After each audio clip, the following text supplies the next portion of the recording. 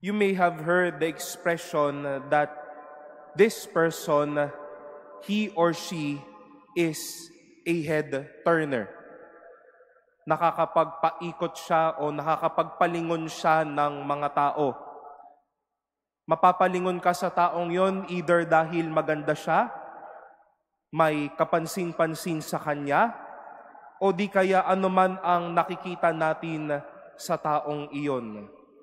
May mabangong dumaan, siguro mapapatingin tayo.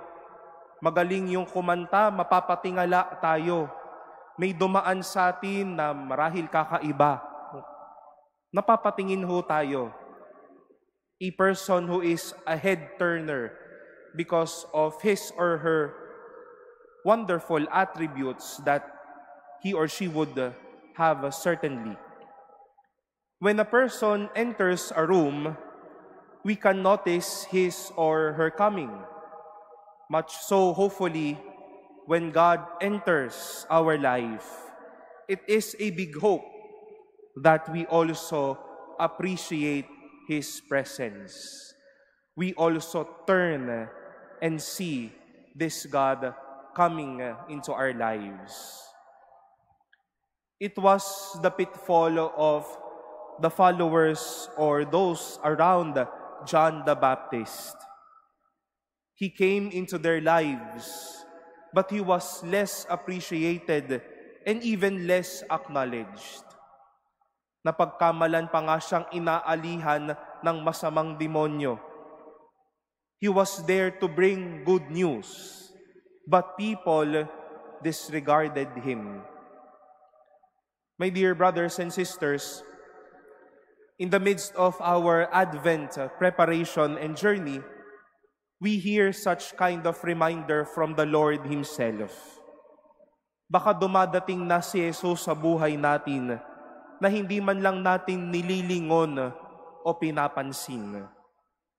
The Lord comes as a good head turner for all of us. Dadating ang Diyos ng kapansin-pansin sa buhay natin.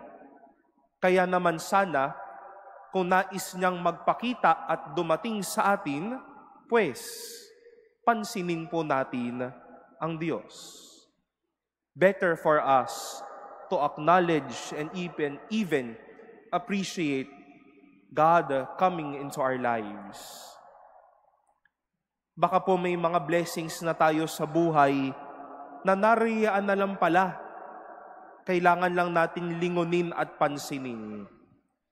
There might be people around our circle or people within our families and friends who can be a blessing to you, pero hindi lang natin pinapansin.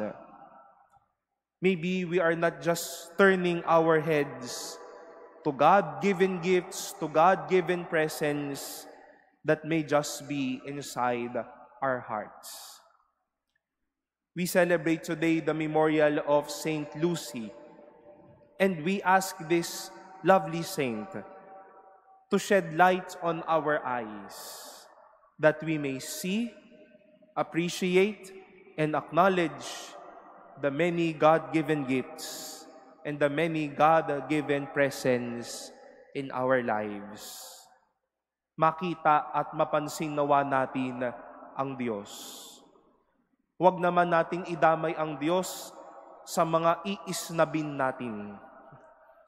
Be appreciative and not snobbish with every presence of God in your life.